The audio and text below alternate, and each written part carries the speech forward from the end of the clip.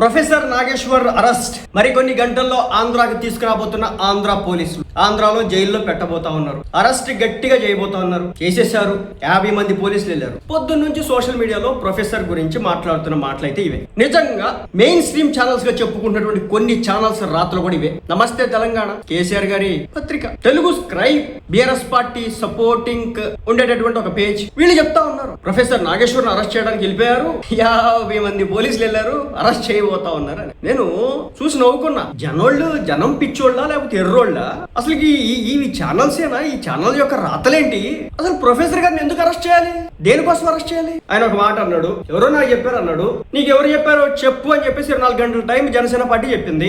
నువ్వు చెప్పకపోతే కనుక నీ మాటలు వెనక్కి తీసుకో అంది. ఆయన బయటికి చెప్పలేదు. ఆయనకి ఎవరు చెప్పారు? విత్ ఇన్ 24 అవర్స్ లోపే నేను మాట్లాడిన మాటల్ని బేషరతుగా ఎలాంటి భేషజాలకు పోకుండా నేను వెనక్కి తీసుకుంటున్నా అని ఆయన మాట్లాడాడు. అక్కడతో క్లోజ్ కేస్. వెంటనే ఆయన మీద ఆంధ్రాలో 3 కేసులు పెట్టారు. కవిత గారు స్పందించారు, షర్మిల గారు స్పందించారు, తెలంగాణ నాయకులు స్పందించారు. వామ్మో, ఆంధ్ర రాష్ట్ర ప్రభుత్వం అరెస్ట్ చేయాలనుకుంటే ప్రొఫెసర్ గారిని ఎందుకు అరెస్ట్ చేస్తుంది? దిక్కుమాలిన వాళ్ళు చాలా మంది ఉన్నారు అరెస్ట్ చేయడానికి. నోటుకు వచ్చినట్టు అడ్డగోలుగా కామెంట్లు చేసిన వాళ్ళు కోకోలలో ఉన్నారు ఆంధ్రాలో.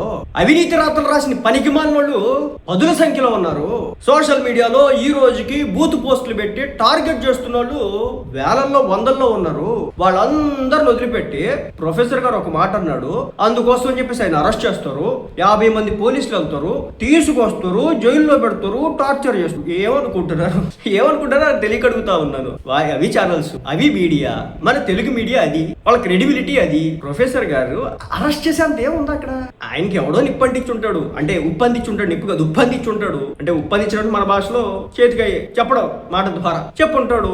ఆయన నిజమే అని చెప్పేసి అనుకొని ఉంటాడు, మాట్లాడాడు. తర్వాత తను తప్పు తెలుసుకున్నాడు, వెనక్కి తీసుకున్నాడు, అయిపోయి. కొన్ని ఇంటర్వ్యూలో కొంతమంది రెచ్చగొట్టే విధంగా మాట్లాడారు. సో తన ఒపీనియన్ ని తెలియజేశాడు. మీరు నన్ను టార్గెట్ చేశారు కాబట్టి నేను కూడా టార్గెట్ చేస్తాను. చంద్రబాబు నాయుడు గారి మీద వెళ్ళి పోటీ చేస్తాడా? పవన్ కళ్యాణ్ గారి మీద వెళ్ళి పోటీ చేస్తాడా?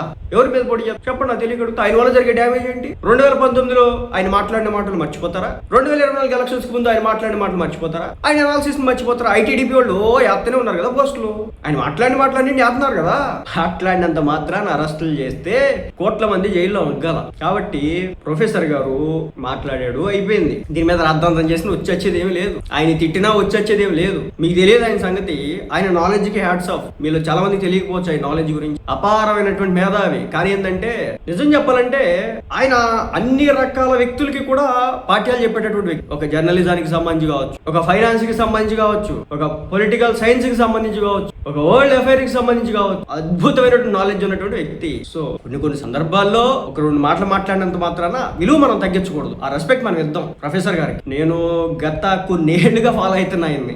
నాకు గౌరవం ఉంది ఆ ప్రొఫెసర్ గారి మీద. సోకాళ్ళు జర్నలిస్ట్ అని మెట్టేటట్టు కొట్టాలనిపించింది. కానీ ప్రొఫెసర్ గారు అంటే ఒక రెస్పెక్ట్ ఉంటుంది. ఎందుకంటే చాలా ఇన్ఫర్మేషన్ ఇస్తారు. ఏమి ఒక సబ్జెక్ట్ గురించి ఐడియా లేకపోతే కనుక ఆయన దగ్గర ఉంటది. కాబట్టి కొన్ని విషయాల్లో కొంత తగ్గాలి, కొంత జాగ్రత్త పడాలి. తీగదాకా లాక్కోవచ్చు. కాబట్టి అరెస్ట్ చేయరు, ఏమీ చేయరు. వాళ్ళు అండవే కానీ అంతకుమించి